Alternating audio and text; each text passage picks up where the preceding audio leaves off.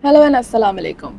Welcome back to another episode of Law Hive powered by ZABFMDigital, your front row seat to real stories, legal challenges, and struggles by lawyers who have been there, done that, and lived to share their tales. Brought to you by ZABFMDigital.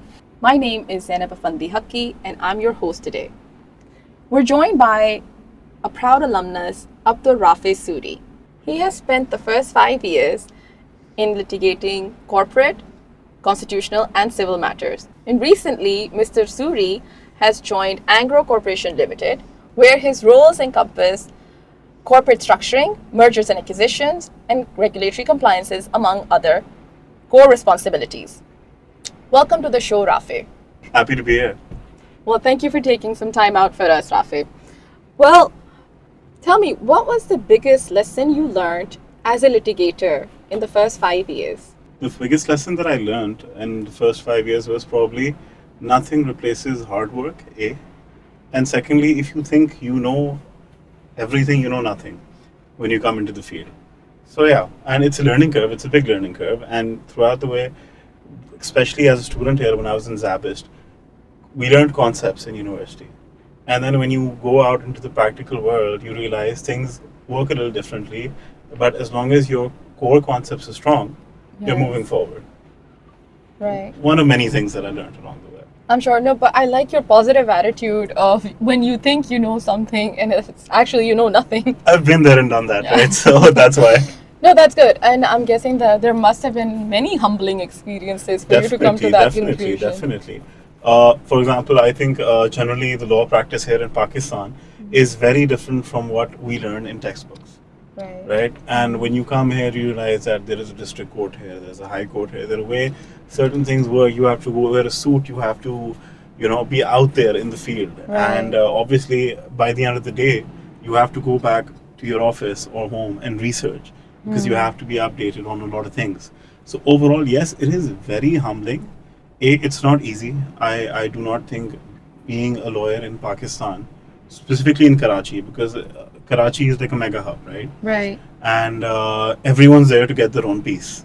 So I don't think it's easy, but people who are really passionate about being a lawyer, whatever your reasons are for being a lawyer or being a litigator specifically, I think they really need to stick it out. Because your first few years, you are as blank as maybe I was in our first class when you taught me trust or property law. So that is where you start off after university, after you think you've earned it by getting a law degree. And yeah, that's how it goes moving forward. And then you realize, no. Oh, no. That's exactly what it is. You think you know. Hence the humbling experience begins. It's better if you have that mindset early on. Yes. You know that you're ready to learn from everyone around you has something that they will teach you. To offer you, They will, and you need to have that attitude, where you're willing to learn something from the other person. Obviously, because I remember back when we were in university, we would be taught tort, trust, property, and then you come into practice, and then there's a civil procedure code that was made in 1908. Amended from time to time, but it is what it is. And then you have to learn things from scratch. Conceptually, you're there, right? You will, if you worked hard in university or had good teachers, you will get there, but you need to understand that you are on day one. Yes. Moving forward. Yes. And obviously, you learn a lot of things along the way. A lot of things you understand what it means to people to win or lose a case. You understand the risk involved.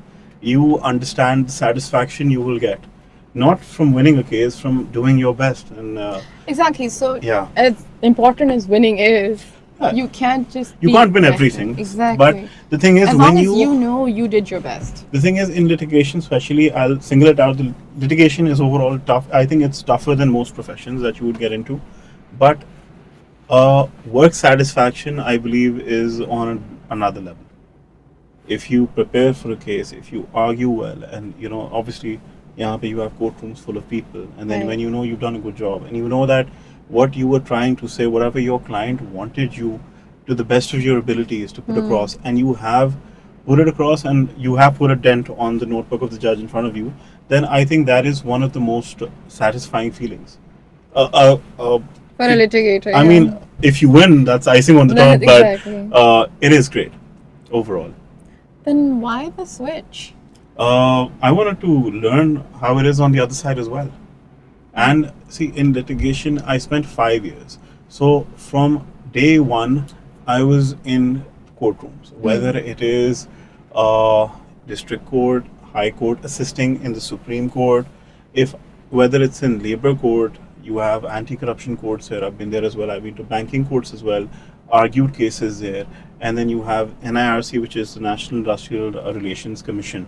I've also argued there, and I've also even practiced outside of different Karachi. tribunals? In tribunals outside of Karachi, I have presented cases in Quetta, I have presented in Hyderabad. So I wanted to learn everything I could possibly learn in my first 5 years. And I was really ambitious in that sense, that I wanted everything. I wanted to know everything, I wanted to get into everything. Obviously, I had a niche in my practice that I spent most of my time practicing, which is mostly civil, commercial, and constitutional. But I mean, I never really practiced criminal law, but I've done pro bono criminal practice. Okay. I have done that. I have wherever I feel like someone has been wronged by the system or by someone else in the system. I have taken up matters pro bono, gotten bails, That's proceeded in trials. And yeah, so I really did want to do all of that. And then the one thing I always felt that I missed out was I had never actually explored being a corporate lawyer. So obviously last year there's an opportunity that came up, and while I was deliberating, obviously I had only spent 5-6 years, so I thought maybe right now at my age I can make the shift and explore and see what I want. And thankfully the shift was really good. And I obviously now I'm on the other side. I'm not in courtrooms anymore, but I am a corporate lawyer. But I feel like I'm still to this day, after 6-7 years of graduating, I'm still every single day you get to find out something new and learn something new. And yeah, That's great. That's great. So how's the shift been from a corporate office? it was really tough From a courtroom to initially. It corporate. was really tough initially. I mean, I remember the first month, I just felt out of place. You get what I mean? I just felt like, what am I Especially doing the here? routine of 9 to 5. What am I doing here? Why are there so many people that I'm answerable to? And all of that. But eventually I got used to it. And yeah, it's been great. I think it was one of the best decisions I could have made for my career Yeah. at that time, definitely. Did you have any particular reason, any epiphany that came across that you thought, oh, okay, now is the right time, or just because an opportunity came around and you were like, I mean, okay, let's avail this? Basically, what happened is that I wasn't exploring for an opportunity out of litigation, but something just came across, and it was, you could say, proposed. And at that time, obviously, I had a few people in my social circle who had made the shift and told me that you should try it out before you make a decision what you want to do for the rest of your life. And for that reason, initially you could say I wanted to try it to see how it goes, how it is from the other side. And since then, what I've done is I've kept on. You could say that I was brought on for a certain role, and what I did was, and I would recommend everyone to do that. I kept expanding what I do. Okay. I did not stay. When I was brought on, remember, I was brought on as someone known as a litigation counsel, which was coordinating, managing risk assessment in terms of litigation Right. of my employer. From that point on, what I did was I got into intellectual property, something I've never, you could not never, but maybe practiced once or twice in the 5-6 years I was in litigation. So I entered a whole different world of intellectual property. How do you protect yourself, where to go, what the procedure is, what the law says, and the nitty-gritties of it. After that, I also got into corporate advisory. And from corporate advisory is what I mean is that as a litigator, you are only accustomed to thinking in a legal framework. And I think as a corporate advisor, your commercial sense needs to be there. So you integrate legally what you think and commercially for what the most viable option is, considering The circumstances. yeah. So do you think your litigating background has certainly given you an edge in settling in and assisting you with the tasks that were assigned to you? Yeah, definitely. Because the thing is, in litigation, what you learn is what can be done in court and what can't be done in court. Right. Right. So the biggest thing that you learn from there is The tactics. you know the tactics, you know the law, you know where you are overstepping, and obviously years, 5-6 years, when you spent reading up on case law, Pakistani case law, precedents, judgments that changed the landscape of many different things, then you're well aware of what's happening and what could happen. So I definitely think, and obviously, I think litigation gives you a work ethic like no other. So that is what I think that would be like a very personal decision. I mean, I It think should. I, You're right. I personally feel like if you want to make it in a field where currently you have more than 20,000 lawyers in this city alone, right? In 20,000 people who are practicing law, you need to have something, right? I mean, there's always going to be someone who's smarter than you. That's not That's the a case good- that you can be you're the smartest student there is, or you know law on your fingers. There's always something. Everyone brings something to the table. So you just have to decide what you bring. And personally, I feel work ethic takes you a long way. It really does. I agree with you. So, Raafae, tell me, what is that one skill you've acquired during your litigation period? Anything in particular that comes to your mind? Public speaking. Yeah? Funny story, actually. I'll give you a bit of a backstory. I decided I want to be a lawyer, went to law school, got my license, started appearing in district courts, never realized I have to speak in front of a judge or a courtroom or in front of people. And I'll tell you what happened is I was working at Iqbal and Asim. This is back in 2020. This was when I started appearing independently in courts to argue cases. And what happened is, I remember even at that firm, usually since I was relatively new, they used to really push. They had a very case-intensive practice, right? They had a lot of cases at that time, a lot of panels, a lot of panel work as well. That's So nice. they used to really push me to start appearing.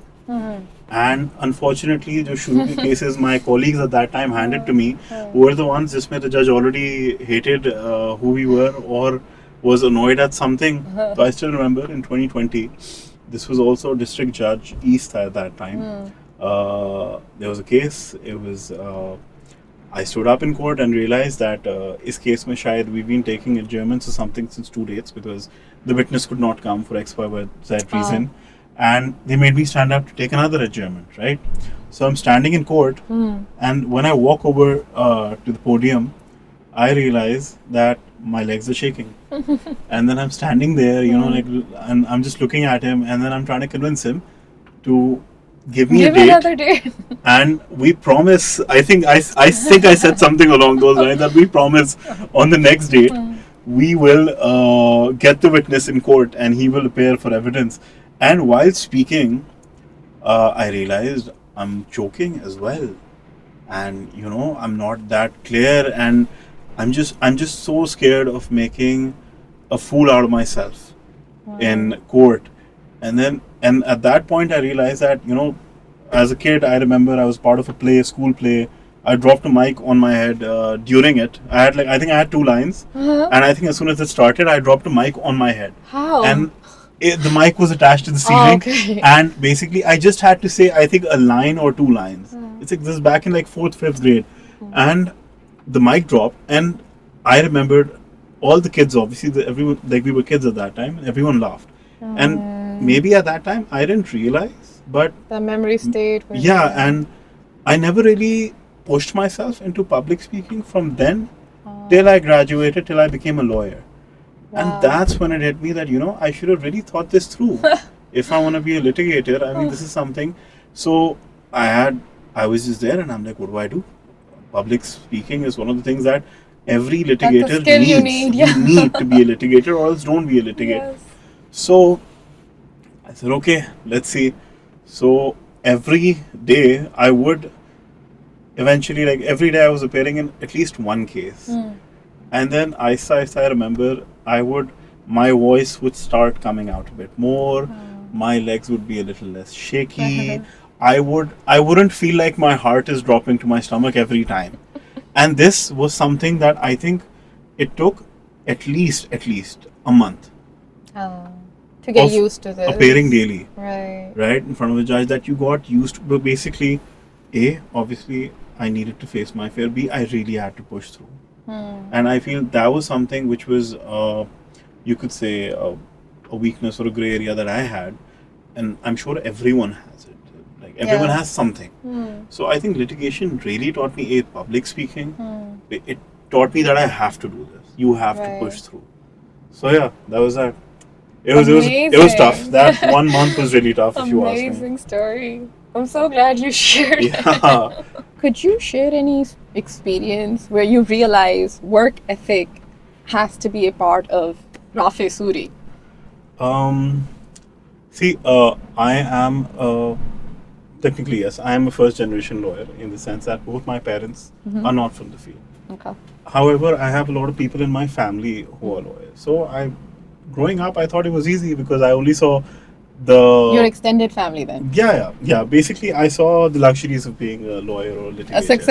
A successful one. Okay. And I thought, this is nice. I like this. And then when I remember first day when I stepped into district court, considering I had only been to my school, my university before that, I did not even intern as much as a student. And when I stepped there, and I was like, where am I? What am I doing? What did I sign up for? And after that, I think there was a week when I started my professional career where I thought that this is something I don't want to do. Like, this is too hard. But then obviously at some point I realized, like, okay, why did I get into law school? Okay, I wanted to be a litigator at that time. Okay, so what do I need to do to be a litigator? I realized I have to get through this somehow. Okay. So yeah, I just stuck on, if I'm being honest. And through the years, obviously, you keep, you get better at what you do. That specific work ethic, I'm actually asking because the little practice that I did, work ethic was a very rare commodity in practice. So I would really like for you to expound on this concept. Okay. What do you consider is work ethic? If you wanted to hire a lawyer, what would you look for? A, intellect. B, responsibility. C, he needs to be a workhorse when it needs to be, right? If I told you that I'm smart, but I'm lazy, so I might not make it in your case in the morning, or might not be prepared. And as I said, it's a big bunch of people. It's 20,000 lawyers. It's very competitive. It's very competitive. So, you have to be doing what others aren't doing. Yeah, you could easily be Whether replaced. it's either you start off early when you're a student, start interning if that allows you. If you're obviously, because studies come first, if your routine allows you and your studies allow you, then start practicing. If not, start reading. You need to be accustomed with the law. You need to go to court. You need to know what the procedures are, because there are a lot of different things. If you're a criminal lawyer, everyone knows you have to be in court early in the morning, right? Serial wise chalta, you have to be there early in the morning. You have to be there, and there are a lot of things that if you have to get a stay in the morning in a case, you have to find a way out. It doesn't matter if it's 6 p.m., 7 p.m., 5 p.m., and you have to rush home. Sometimes And the you judges have appreciate that they watch you. While you're obviously, sitting there waiting your turn. The biggest pressure as a litigator is that you are still answerable to someone. That is the courtroom. So if you stand there and you look dumb or you don't know what you're doing, that reflects horribly on you, and reputation only comes one time. Lose it really easily, and then it'll take you years to get back your Rebuild reputation. So I personally think that you don't have to be the smartest. You do need to be the most hardworking. If you're weak in something, you have to work on it. I did not, I'll give you a personal experience. I had trouble reading Urdu.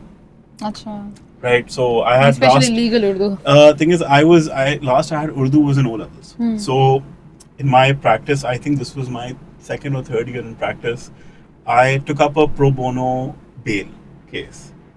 The FIR came up, it's in Urdu, and legalese Urdu is something else. And I remember I got the translation done, and I presumed, fine, it's translated. I can just argue this and give my points for why I want to bail in my case. I went to court. There were, I think, 30, there was a district judge at that time. There were at least 40 or 50 people in court. And I was standing on the podium, my case got called, I went up, and the judge asked me to read the FIR. And then I opened up the translation, and he was like, "Nahi, Vakil Sahab, not this one, Urdu wali FIR." And then I'm standing there and I'm like, okay, there are 50 and you're a young lawyer, so Ah. you really don't want to be in that position. So I'm standing there and I'm like, what do I do? And then I nudged an associate of mine and I asked him, Barna can shuru you read kara. it? And then he's all confused. And then the judge is looking at me, he's like, Vakil Saab, what's the problem? Why aren't you reading it? And I'm like, sir, I'm so sorry. Can I read the translation? I won't be able to read the Urdu FIR. And he looked at me, he's like, you're a lawyer, Vakil Saab, you should know it. I mean, he's like, theek hai, he acceded. He said that you can do it if you want, but you should know this. And I felt really embarrassed. So the next time I got a pro bono bail, Padh liya. I think I spent 2 hours or 3 hours a day before reading up on to be fluently reading Urdu in the FIR and knowing every word. So yeah, that is, I mean, I could have let it be at that position that, okay, I don't know something. But that's not the answer to most things in life. How do you how do you deal with client management now that your own employer happens to be a client of yours? See, that is probably one of the biggest shifts that, mentally that you make when you shift from your practice to an in-house position. Because when you're in practice, we used to have this saying, कि stay मिलेगा, case dismiss होगा, allow होगा, XYZ, client अपना नसीब लेकर आता है. It's his own luck. That's going to dictate it. You work hard, but it's at the end, and it's also his risk. If you lose a case, obviously you'll feel horrible. You'll try to, provide solutions on the way forward, but it's not like you're losing anything. When you shift in-house, and if you want to successfully shift in-house, you need to take ownership. There are, people do believe that, in litigation you have tough hours and in-house you don't. But if you take proper ownership, I don't think there's a restriction on that. Things will bother you. It doesn't matter if it's 5 p.m. or it's later. And you will come across things, you will work on things because you take ownership. If, for example, your client or your employer loses money, it should affect you. Right. Yeah, it should. That's what I personally feel. So, usually in-house counsels outsource their cases. Yeah. What's the situation at Engro? We outsource in litigation matters. Specifically? Yeah, like in litigation, we outsource, and obviously then we coordinate with them, we figure out strategies moving forward, we do all of that, but obviously they are the ones who appear Okay. in court. So when you say ownership, suppose you chose a law firm to outsource and they end up losing the case, what happens? How do things unfold at your workplace? You can't dictate whether you win or lose a case, Right. obviously, but it can't be, oh, that's not my problem. Do you get what I mean? You can't have that problem, oh, he lost it. It's not Right. my problem. Yeah. Okay, fine, he lost a case. What do we do next? Not hire them What again. what is the order say? Are there as a lawyer, are there any grounds that exist for you to file an appeal? Is there any remedy that you can get moving forward? You can't put your hands up, is what I'm saying. That happened. All right. So yeah. I got it. What kind of skill or mindset would a student, anybody listening to our show right now, what kind of a mindset or skill would they need to have if they start off in-house only? If they start off in-house only right after law school, they need to be really diligent. You have to be really diligent. Isn't because for it any generally profession, is, yeah. especially in litigation, right? I feel like you get a lot of opportunity to learn from other people not being diligent. Achha. Because if you're getting a case and there's a dispute, something went wrong, and you're there to identify it. As an in-house counsel, you're probably part of the problem. That's why it became a dispute moving forward. So yeah, that. And secondly, I feel you're a student. You're always a student. Don't be too hard on yourself. Yeah, learn and always be willing to learn. Right. And how do you stay updated now that you're an in-house counsel? So you have to be updated with the legal trends as well as the business trends. See, thing is, obviously, since a lot of us who are in-house right now have spent years in litigation, We are updated through, obviously, or we have a lot of things that, like, we have databases like Pakistan Law Site, Pakistan law side. and obviously you have Supreme Court's website. And honestly, if anything changes a landscape in anything, then You're bound to hear about you're it from the bound to legal hear about it. fraternity You as will well. definitely get the order or the judgment, and yeah, that's how we do stay updated. And Law what about, journals mostly. what about the business trends? Given that you're part of the organization. Since we're still lawyers, we hear about it. All right, that makes sense. Yeah. What's your advice moving forward to any lawyers, any young lawyers who are currently in litigation and Right. maybe thinking about shifting into in-house? If the lawyers who are in litigation thinking, I mean, I would say never bound yourself, keep options open, and if you're actually considering it, I would say do try it out. And when I say try it out, do not look at it from a litigator's perspective. Just roll back and just be a lawyer. Do not expect the same lifestyle. Do not expect that, exactly what you take is gonna somehow translate into being an in-house counsel. And yeah, that's about it. If an opportunity came where, maybe you were offered to become a partner at some law firm, would you be It's a tough willing question. to It's a very tough would you question. be willing to leave this in-house role? It all depends, honestly. It Because all depends. last week we had another alumnus with us, and so she had just been an in-house counsel from day one. And initially she was interested in litigation, and I think she would have been really good at it too. But she said now the fringe benefits involved and the package deals, because it's not the same There in is a litigation. certain security. Considering how things are in Pakistan, obviously it's 26th Amendment. You have the Sin Civil Code Ordinance that came about. A lot of cases got drawn because To city courts, I yeah. feel like maybe a lot of people who do the external program are then they intern or are hired by us law firms that mostly did practice primarily in the High Court. Right, yeah, So that's true. that's a very different. Even my last office, right, the one I worked before shifting in house, primarily the practice was in High Court. So you're trained a certain way, right? You are trained a certain way. You appear a certain way. You argue, research, observe a certain way. And then obviously now when I see everything, I mean, there were around, I think, 35,000 cases that have been transferred to district From court. Sindh High Court to Yeah. city courts. It's changed a lot of things for a lot of people. And then the biggest question is, I think for me, I don't know about others, was do I want to do that? You want to go to city courts on a daily Yeah, basis. like when I've already I've already experienced 5-6 years of my practice. I've taken my time in district court. Now I'm in the high courts. I am getting accustomed to the high court and practicing there, and then everything shifts, and now everything, especially on the civil side, has to go to the district court. Right. Do you want to do that? I mean, I understand in Lahore, Islamabad, that's always been the case in other cities and other provinces, but now that's a little different. And it all depends if you want to do that. And secondly, obviously, there's certain security when you're in house. There is, in litigation, obviously, there's no ceiling, but also you don't know where the ground, starts or ends. So it'll always vary if That's you are true. an independent litigator. And even if you're a partner, I feel you can't ascertain where you'll be in the next 5 years. I think maybe in-house gives you a bit of that foresight. And right now I can say, okay, fine. I want to be that in 5 years, but I'll probably be that in 5 years. In litigation, you can't say. You can only hope. You can foresee a better future. Yeah, basically you have a career path that you can see that, okay, fine, after this will be the next step. After this will be the next step. Promotions.